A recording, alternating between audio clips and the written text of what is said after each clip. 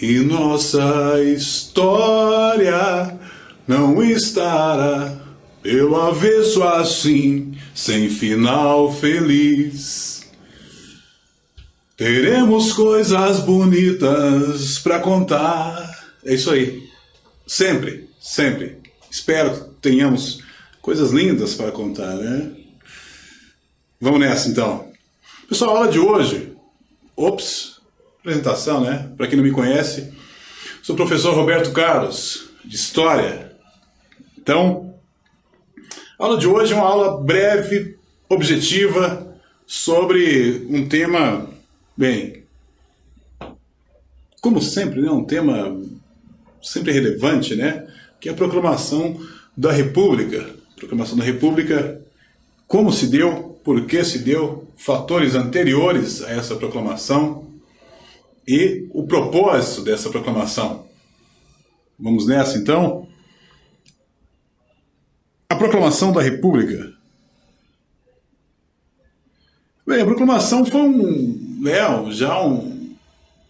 já vinha se anunciando, né, a partir da ação dos militares, né, das ações de forma não físicas, né, mas ações verbais a partir de críticas, de denúncias ao Dom Pedro, né, Dom Pedro II.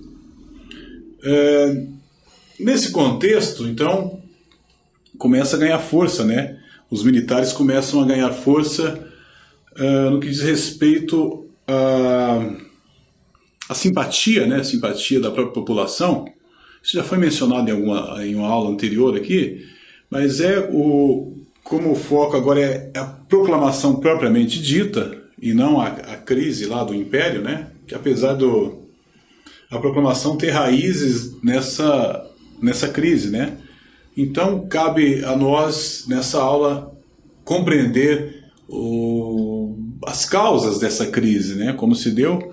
Grande parte dessa crise pode ser atribuída a essa relação que começou a ficar um tanto antagônica, né? Entre militares e Dom Pedro. Outro aspecto também é a religião, né? O papel da religião, ou dos religiosos, né? Em relação a Dom Pedro. Vamos ver como que isso se deu, então. Primeiro, a proclamação da República, ela advém da crise do poder imperial, né? Alguns pensamentos políticos, né? Engendrados por alguns intelectuais da época, que voltados sempre pensando no aspecto econômico, né? De desenvolvimento, de evolução, de uma mudança, né? Ainda assim, Dom Pedro buscava alguns grupos, né, específicos que pudessem encorpar, né, ou mantê-lo, né, como monarca supremo do país. Só que nesse contexto, algumas questões eram desafios para Dom Pedro. Uma questão que se tornou um grande desafio foi a questão da escravidão, por exemplo.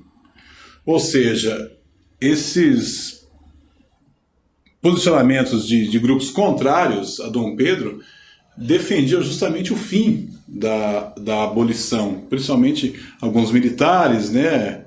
Quem mantinha ainda essa ideia da escravidão eram alguns fazendeiros, né, de oligarquias não só nordestinas, como do sul do país, né, sulistas. Eles se opunham, então, ao fim da escravidão. A condição, né, que olha só que irônico, né? Essas oligarquias nordestinas e sulistas condicionavam, né, o seu posicionamento em relação à escravidão tudo bem, para que possamos aderir a essa ideia de abolição, teremos que ser indenizados, ou seja, praticava-se o trabalho escravo, né, adotou-se o trabalho escravo nessas fazendas, E a partir do momento em que se sugere que sejam libertos esses escravos, os fazendeiros, então, se sentem no direito de pedir indenizações, né? Seria irônico se não fosse trágico, seria cômico se não fosse trágico. Então, a ideia dos cafeicultores, nesse momento, então, era que partisse para um processo de mão de obra assalariada, né? Talvez um tanto mais louvável dentro dessas oligarquias. A do café, ou parte dela, ainda sugeria que se implementasse, né, a mão de obra assalariada. Então, esses abolicionistas, né, que eram compostos por um grupo bastante diverso, né, desde intelectuais, os militares com suas preocupações pessoais, ainda assim defendiam, né,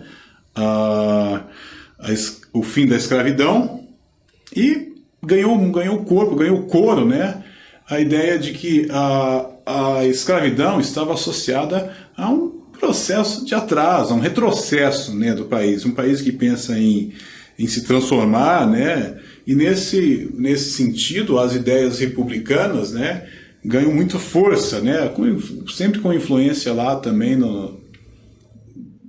de outros países, né, Estados Unidos, por exemplo. Então, os setores mais conservadores, né, começam a ver na monarquia, na figura de Dom Pedro, uma incapacidade, né, de atender os seus interesses. Os escravocratas, principalmente, né, porque essa relação de Dom Pedro com os escravocratas era uma relação de dependência por parte já que parte desses escravocratas, fazendeiros, ajudava a manter, né, o Dom Pedro no poder. Então, como eu mencionei, essa crise, ela é uma crise da monarquia, né, de um sistema de governo que teve desdobramentos sobre vários aspectos, vários segmentos da sociedade, gerando sempre insatisfação. E ainda falando em insatisfação, a ideia, como eu disse, dos abolicionistas, comecei a falar e esqueci de passar o slide aqui, detalhe, né? Então, esses abolicionistas atribuíam a manutenção desse regime como um atraso para o país, né? O país, então, que precisava se desenvolver. Então, essa campanha, não só pró-abolicionista, ganhou vários segmentos da sociedade, né? E a gente tem que entender também que nem sempre os interesses eram de caráter fraterno, humanitário. Logicamente, a gente está pensando em vários segmentos da sociedade, todos com um pensamento só. Não exatamente, mas isso é um outro aspecto, né? E a igreja, né, a influência da igreja, ela passa então a engrossar esse grupo, né, que estava tendo problemas, né, com essa administração, com esse regime imperial, né, com o poder imperial. Essa relação fica um pouco mais desgastada a partir do momento em que Dom Pedro, né, na verdade, era assumidamente maçom, né, adepto à maçonaria, e a igreja, via o Papa Pio IX, acabou aplicando algumas represálias a alguns membros da igreja que haviam se associado, né, à maçonaria, e isso deixou Dom Pedro levemente enfurecido. Dom Pedro, então, toma uma medida drástica, né, ou seja, como forma de punição, ele acabou punindo parte desses clérigos aí, impôs castigos, impôs penas severas, né, a esses clérigos que determinaram essas ordens, né, de punição àqueles que supostamente haviam aderido à maçonaria. Então, somando-se, né, nesse contexto, os grandes, entre outros, né, os grandes responsáveis, né, por o que deflagra a crise no regime imperial, a força dos militares, né, que já haviam, como eu disse antes, já haviam ganhado força, ganhado simpatia a partir da Guerra do Paraguai, né? A gente já teve uma aula sobre isso, ainda que tenha havido essa influência externa, né, na Guerra do Paraguai, o Brasil, como tinha um contingente maior de soldados, na época foi aquele que alcançou toda a grande parte da glória, né? Vamos falar da glória, né? Questões lá de lucros, de vantagens, quem lucrou com a guerra não foi exatamente o Brasil, né? Como a gente sabe, foi a Inglaterra. Mas nesse contexto nesse entusiasmo em relação aos militares, isso acabou ganhando corpo em grande parte da sociedade. Então, sobre a proclamação da República, esses militares, né, representantes do poder militar no Brasil, eles, como eu disse, eles ganham relevância não só junto à população, como importância política, né?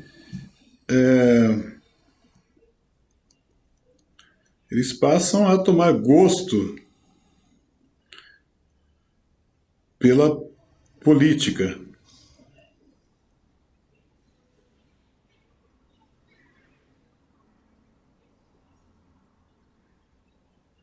Então, os militares são, de fato, como haviam ter esse viés um pouco mais político, essa relevância política, ele passa a opor de forma mais efetiva o poder de Dom Pedro.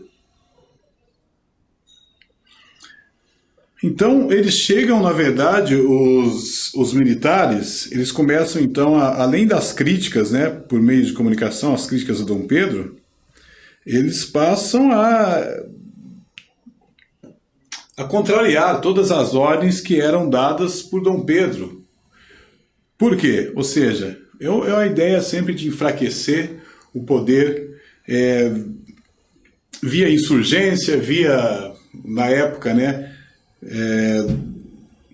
via imprensa, né, meios de comunicação da época. E já